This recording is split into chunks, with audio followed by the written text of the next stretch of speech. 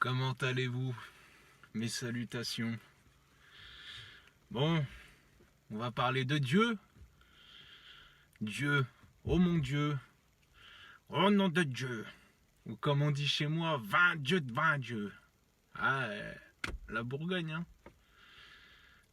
Alors, comment je vais construire cette vidéo?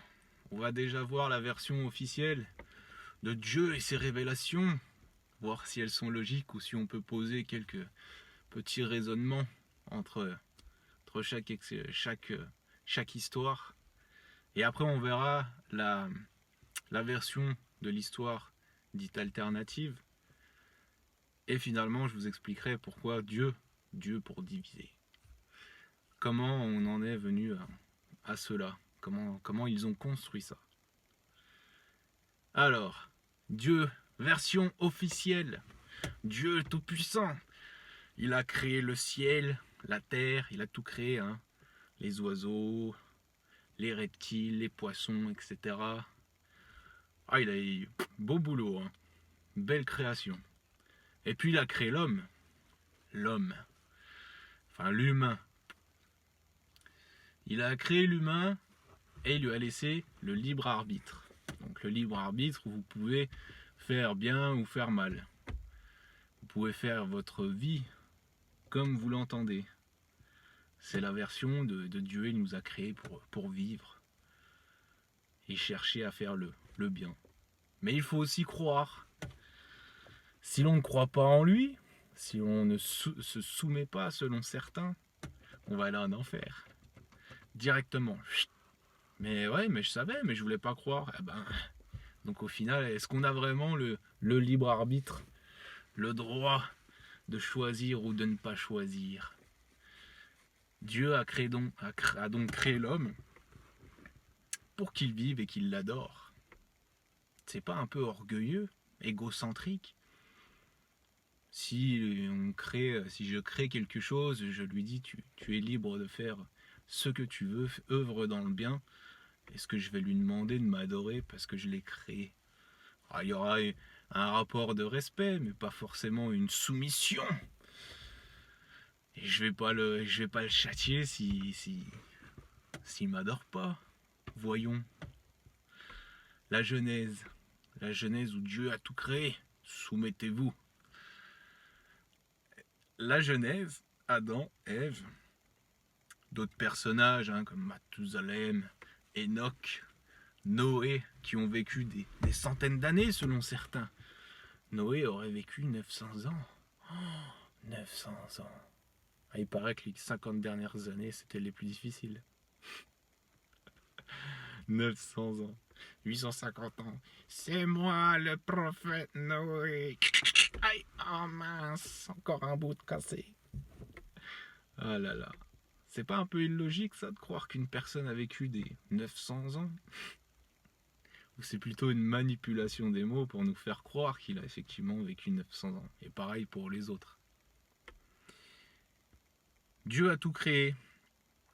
Et après ces événements-là, on va arriver aux événements qui vont former la première religion, la première égrégore monothéiste, avec le peuple juif, le pauvre peuple juif, le peuple martyr. Quand c'est pas un personnage martyr, c'est un peuple. Et là, c'était un peuple. Dieu, il a choisi un peuple. Il a dit, je veux leur filer un coup de main. Il peut filer des coups de main à tout le monde sur terre, mais il en choisit qu'un seul. Aïe, aïe, aïe. Et il envoie Moussa, Moïse. Et Moïse va combattre Pharaon pour libérer son peuple. Donc il va libérer son peuple, aller en terre d'Israël. Et à un moment même, il va monter, il va aller faire un tour en montagne, car Dieu lui a donné rendez-vous. Il a dû lui envoyer un mail à l'époque. Je te donne rendez-vous dans la montagne. Il a laissé son peuple dans la vallée. Et Moïse monte donc voir Dieu. Et Dieu va lui donner des commandements. Les commandements de Dieu. Ne fais pas ci, ne fais pas ça. Ne tue pas, ne vole pas. Et il va donner les tablettes à Moïse. Les fameuses tablettes, les commandements de Dieu. Alors est-ce qu'il va lui donner directement? Est-ce qu'il va les pouf? Ça va apparaître. D'ailleurs j'espère que c'était pas des des tablettes en granit, hein, parce que Moïse il a dû en chier après pour les ramener, le pauvre. Ou alors Moïse avait prévu le coup. Il est monté, il a pris un marteau, un outil en acier, même 2 outils en acier, on va dire, pour graver les tablettes. C'est compliqué, hein, la gravure. Même tailler des pierres, c'est quelque chose d'assez compliqué et technique. Il faut un savoir-faire. Je pense que peut-être Dieu lui a filé un coup de main quand même. Et il va lui graver les commandements. Il va graver et donner des commandements par la négation. Dieu est-il parfait, tout-puissant? N'aurait-il pas réussi à faire un discours positif? Ah non, il a donné des commandements par la négation. C'est plutôt propre à l'homme, ça. La négation. Et Moïse va retourner à son peuple. Et là, il va prendre un coup de calgon. Il va péter une durite. Il va avoir le seum. Parce que son peuple, ils auront peint un veau en or. Et ils seront en train de l'adorer. En mode Imhotep. Donc Moïse, il pète un câble. Casse les tablettes. Il n'y a pas quelque chose d'illogique là-dedans?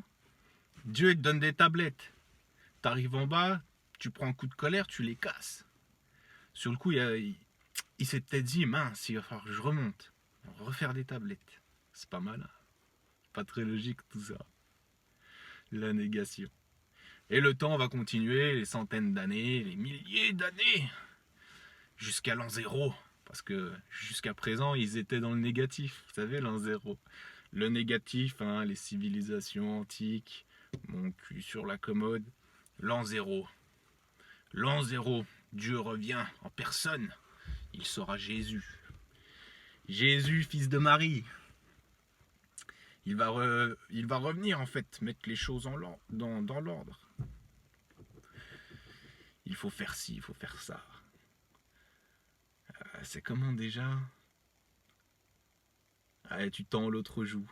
C'est vrai que si quelqu'un vient te mettre une grande mandale dans la tronche, tu vas tendre l'autre joue, c'est logique. Soyez amour entre vous. Oh là là, que des belles paroles. Jésus est Dieu tout-puissant. Et les Juifs ne seront pas d'accord, ils ne vont pas le reconnaître. Eux qui étaient le peuple élu. Avec les Romains, ils vont le crucifier. Ils vont crucifier Jésus. Et 3 jours après, il va revenir. Eh, vous m'avez pas eu? Oh là, les Juifs, ah bah oui, c'est Dieu. Oh, ils vont changer d'avis. Et on aura des apôtres qui vont conter l'histoire, les dires, les faire de Jésus. Ça sera Dieu. Il aura été crucifié pour les péchés des humains. C'est pas très logique. Pourquoi quelqu'un prendrait pour tout le monde? Ah, mais c'est Dieu, il est notre Seigneur. Ah, il y a toute la couche émotive qui tourne autour. Et Jésus va finalement mourir.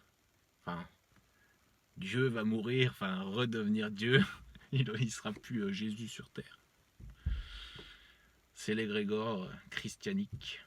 L'égrégore, nouvel égrégore, pour remettre les choses en l'ordre, ou pas. Et les siècles vont encore passer. On va être dans le positif cette fois. On va être après 0. Fin du 6e, milieu du 7e, avec une nouvelle égrégore. L'islam et le prophète Mohammed. Salallahu alayhi wa sallam. Encore un personnage martyr du pauvre prophète. Acculé par les méchants de la Mecque. Jésus aussi sera un prophète martyr. Ah bah oui, ils l'ont mis sur une croix. Ça joue sur la corde sensible. Mais là, ça va être autre chose. Dieu, il va parler à Mohammed. Il va lui envoyer des notifications. Ch'ting, une petite pastille et tout en tête. Tu as un verset de Dieu. Dis. Et là, Mohammed et tout, il fallait dire et en plus, fallait le noter, quoi. Ils ont même utilisé des morceaux qui vont se perdre, soi-disant. Il y a même un morceau que la chèvre, elle va manger. Oh, c'est bête. Et il va révéler le Coran à Mohammed pour remettre de l'ordre. Ce qui est étrange, c'est que dans le Coran, dans un certain verset, il dit « Soyez des singes abjects ». Alors ce n'est pas singe, la traduction est fausse, mais le ton est là. Dites-moi, le ton « Soyez des singes abjects » où ils sont comparables à des ânes qui portent des livres, c'est un comportement d'humain, ça, non? Ou c'est Dieu qui se rabaisse à un comportement d'humain? C'est étrange. Et Dieu, tout au long de la vie de Mohammed, va lui envoyer des notifications. Ça va faire le Coran, le Narok. Oh, pardon, je ne savais pas le dire encore à cette époque. Le Coran. Et ça va devenir une nouvelle religion, une nouvelle égrégore monothéiste, puissante. Hein. Toutes les égrégores religieuses monothéistes sont encore là aujourd'hui. Elles perdurent. Et tout ceci, toutes ces dires qui ne sont pas fondés, qui n'ont pas réellement de source, elles vont prendre forme dans l'esprit des humains et ça va devenir des croyances. La croyance relève du doute. La croyance relève de l'étrange. On accepte sans comprendre réellement le pourquoi du comment. Et on se communautarise, on se met dans des communautés. Ça marche aussi pour les nations, pour les associations, pour plein de choses. Des communautés qui vibrent de la même manière, mais pas forcément libres. Car souvent, dès que l'on rentre en dehors du concept de pensée de religieux ou de personnes ayant des opinions politiques ou même historiques, ils s'enorgueillissent. Ils rentrent dans l'orgueil, l'ego leur ramène sur ce qu'ils savent. Ils ne veulent pas entendre un autre avis que le leur ou de quelque chose qui va dans leur sens. Ce n'est pas ouvert à la communication. Et les croyances sont donc mauvaises. Il ne faut pas être croyant, mais confiant. Si par exemple mon chef il me dit « T'as pensé à faire ça, sur ça ?» Je vais lui dire « Ouais, je crois. » Ah, il va me regarder bizarre, il va me dire « Non mais tu crois ou t'es sûr ?» Pareil pour les enfants. « T'as rangé ta chambre ?» « Oui, je crois. » Vous savez très bien qu'il ne l'aura pas fait. Je crois. Je crois. Le doute. Le doute. Le doute est aussi important. Le doute, c'est la meilleure arme des esprits curieux. Cherchez, questionnez-vous, interrogez votre conscience.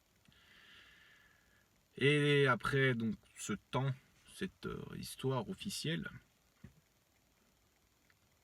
à partir du 8e siècle, donc 700, il n'y aura plus de révélation.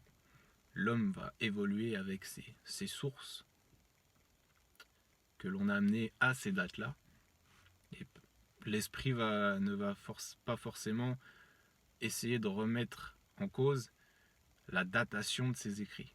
On n'aura pas forcément des originaux, des vieux manuscrits en main ou présentés. Vous allez dans une mosquée, on ne va pas vous présenter le Coran d'Othman, le Ataman, le chef cosaque. Et ils ne vont pas vous parler de ça, ils ne vont pas vous parler des armoiries russes qui ont du slave, du cyrillique et de l'arabe, même après le 16e. Tout ça, ils ne vont pas vous l'amener. Et on va attaquer la période de l'histoire dite alternative. Comment ils ont mis en place cette construction. Donc, comme vous avez compris, ça s'est fait beaucoup au XVIe siècle. On fait une ébauche, on modifie les écrits, on tord les langues, on tord les mots, on ajoute des sens. Et dans le temps, dans les siècles, chacun qui est au courant de la manipulation va ressourcer les égrégores, reprendre les textes, les enjoliver. Et on arrive aujourd'hui avec un bordel, mais pas possible.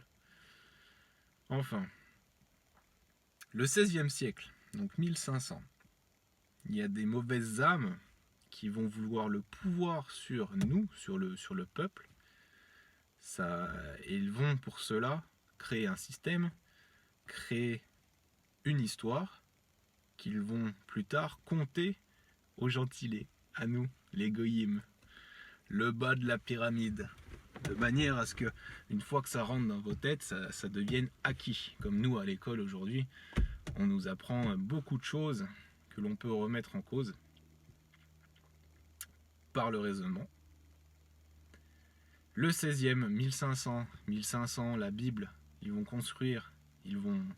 faire une Bible pour tordre l'histoire et amener ce concept de Dieu.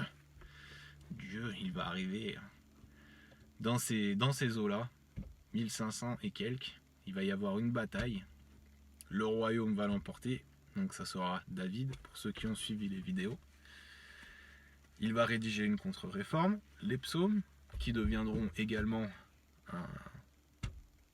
un texte manipulé pour en faire une partie biblique de leur histoire. Et quelques décennies plus tard, les petits vassaux qui vont commencer à se rebeller face au royaume, au monde, ils vont accepter ce concept de Bible de Dieu. Ils vont accepter le système qu'ils vont apporter, système pyramidal, système monétaire, le commerce.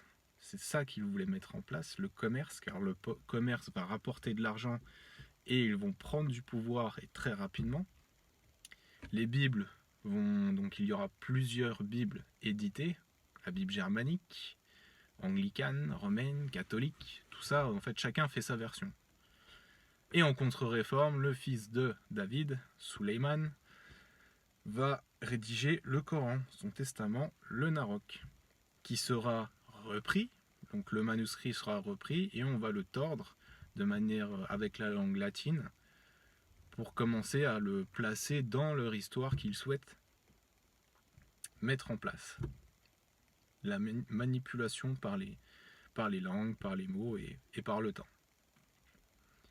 Bien sûr, à cette époque, le bas du peuple n'était pas au courant de tout. Je pense que la personne qui était seigneur, donc à l'époque Suleiman, le kniez, chez l'homme kniez Ivan Vassili. Pourquoi kniez? Le kniez, il me semble que c'est kniez, ça revient à tsar, Czar, César, et aussi Khan, donc celui qui choisit, qui décide pour le monde, en fait, qui donne les instructions un peu à suivre, les instructions logiques, qui fait passer, qui prend les décisions, qui protège aussi contre des despotes qui se forment, donc comme au 16e.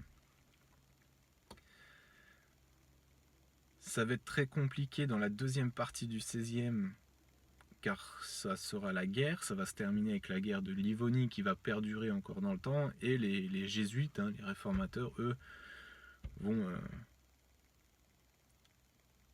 émanciper leur travail, leurs travaux, et aller dans plein de pays, faire des tentatives de percer pour raconter l'histoire à leur manière, et ils vont revenir réécrire des livres, des histoires qui vont servir toujours les mêmes. À la fin du 16e, Scaliger, donc toujours un peu les réformateurs, ils vont amener une version historique que l'on accepte aujourd'hui, c'est un peu la base, la chronologie scaligérienne. Et 3-4 ans après, on va retrouver le mot Hégire dans un texte qui va placer en fait l'histoire de Mohammed et du Coran avec l'Hégire. Donc ils vont placer en fin du 6e et courant 7e siècle. Ça va être une construction au 16e siècle. Ce qu'il faut savoir, c'est que toujours le peuple n'aura pas accès à tout ça. Petit à petit, ils vont amener ces histoires, ces écrits aux oreilles du peuple, et il y aura beaucoup de récalcitrants. Évidemment, le bas du peuple est plein de, est plein de répondants, car le bas du peuple travaille, il est logique, et lorsqu'on lui amène des histoires, il n'accepte pas forcément. C'est pour cela qu'ils vont mettre en place l'Inquisition. Et on accusera des gens de sorcières, ou alors on fera de certaines personnes des gens chastes, dans les églises, dans les temples. Il faut rester chaste afin de briser un peu les lignées de personnes, de petites communautés qui détenaient un savoir, les éliminer. Et petit à petit, on va ramener des histoires au peuple. Ça va, la pensée collective du Dieu unique ne fonctionnera pas tout de suite. Il y aura beaucoup d'adoration avec les saints. Ça va beaucoup fonctionner. Saint Serge, Saint Daniel, Saint Michel, Saint André, tout ce qui va tourner autour d'un personnage va être plus efficace dans le 17e que par la suite. Avec la suite, en fait, le peuple va réfléchir et il fallait mettre en place une égrégore plus volumineuse, plus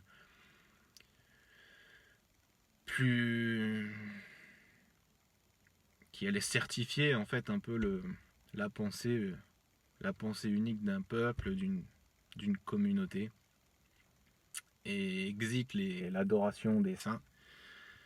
On va arriver à la fin du 18e, où on va ramener ces concepts de religion monothéiste. Et ce n'est qu'à partir de ce moment-là où ils vont mettre en place l'égrégore.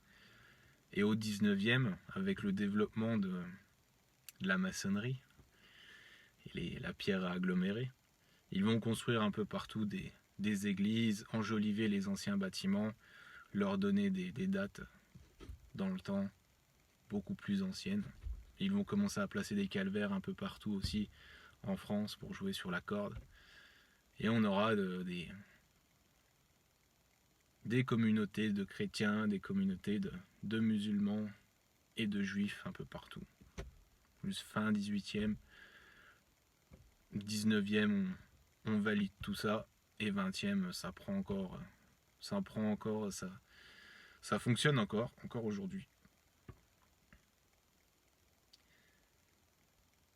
Et l'adoration de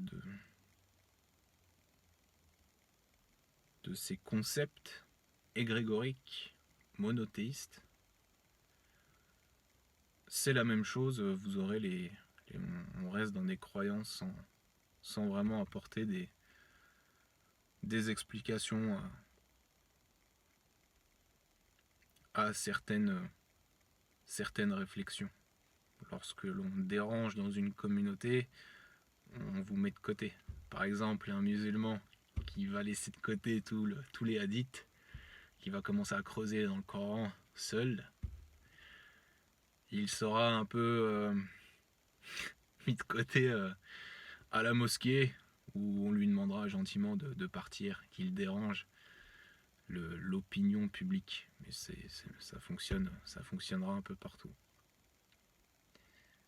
Pareil si le coranisme n'est pas une mauvaise chose, je dirais que ce n'est pas une finalité. Ça devrait être un tremplin pour l'esprit, car on comprend que le contexte hadithique et historique est faux par rapport au Coran, mais on sacralise toujours l'écrit, le recueil. On quitte une prison mentale pour rester dans une autre prison mentale. C'est de la dissonance cognitive. C'est compliqué, c'est très dur à sortir de ça, mais chacun avance à son niveau. Et pourquoi Dieu 23 minutes. Pourquoi Dieu? Pourquoi ont-ils mis en place ce mot Dieu? Dieu va venir du grec ancien, officiellement. Dieu, Deus, en latin, mais on trouve aussi d'autres formes, Deus, et Zeus. Ça vient du grec ancien, Dieu, les dieux, etc. C'est des salades. On trouve d'autres formes, Deo, Diu. Et si on enlève le E, donc Diu, le Di et U, le U latin. Le U latin, souvent, tout le monde sait que c'était un V. Soi-disant, ça venait de la langue romaine, les Romains. Et à la lecture, le V est censé être lu U. Cependant, dans certains textes, on voit des V, on est obligé de le lire avec la prononciation V. En vieux François, on a aussi le mot vivre, par exemple, je l'ai vu, U-I-U-R-E. Donc vous lisez bien vivre. Pareil pour la lettre V. Quel exemple? Jusque. Ah, jusqu'à. Ils vont le noter en vieux français. I-U-S-Q. U avec une sorte d'accent. C'est jusqu'à en fait. Après, ça diffère selon l'époque et la version de vieux François que vous lisez. Donc Dieu, on enlève le E. Diou, di, et le U qui est en fait un V. Et on obtient div. Pourquoi div? Parce que ça va venir du cyrillique, du slave. Ça, je vous avais raconté dans l'autre vidéo d'où venait un peu le grec ancien et le latin. Et donc le V n'est pas un U, une voyelle, mais une consonne. Et on prononce div, div, la divinité. La divinité pour diviser par le divin. Ça commence à tilter dans votre tête. La divinité pour diviser, div. Et ils mettront ça en place au début du XVIe. Au début du XVIe, ça fera office de livre, même d'histoire. Car dans ce siècle, la plupart des livres seront ces livres-là, donc c'est Bible, hein, bibliothèque. Bibliothèque vient de Bible, pour raconter l'histoire. Die pour diviser. Et on a autre chose aussi, dit pour diviser, dizaine. Dizaine, dissolution, divorce, dissoudre, divin, que des mots à caractère péjoratif. Ce n'est pas très positif. On remet notre esprit vers le divin, et pourtant cela vient de la division, divisé par Dieu, par une divinité. Bon, je pense que j'en ai piqué quelques-uns. Évidemment, on va coller le mot Dieu à Allah. On va dire c'est le Dieu, Allah, la divinité. C'est la même chose. En fait, on ajoute un sens au mot Allah alors que ce n'est pas Dieu, c'est autre chose. Mais je ne vais pas parler de ça maintenant parce que ça serait trop compliqué et je pourrais vous perdre en cours de route. Donc voilà. Dieu pour diviser. En fait, c'est un concept qu'on a mis en place. Vous n'avez pas besoin de livres ou autres pour comprendre qu'il y a création. Et qui dit création, ça ne vient pas du hasard. Mais ce n'est pas dans l'optique de pensée, dans la qibla de pensée du créateur qui vous récompense après la mort ou qui vous châtie. C'est un peu des sornettes. Comment font les personnes qui n'ont jamais eu accès à ce concept, ce mot Dieu? Comment font des tribus aborigènes, amazoniennes, les Inuits? Comment font tous ces pauvres esprits qui n'ont pas été guidés? Ah, j'ai posé la question à Lyon Moussi, mais il a fait une petite vidéo. J'avais envie de le taquiner un petit peu. Il m'a sorti la 4,98. Donc ceux qui ne vont pas en l'enfer, à l'exception de ceux qui n'ont pas été guidés, etc. Bon, j'ai dit donc Dieu il est pas omnipotent.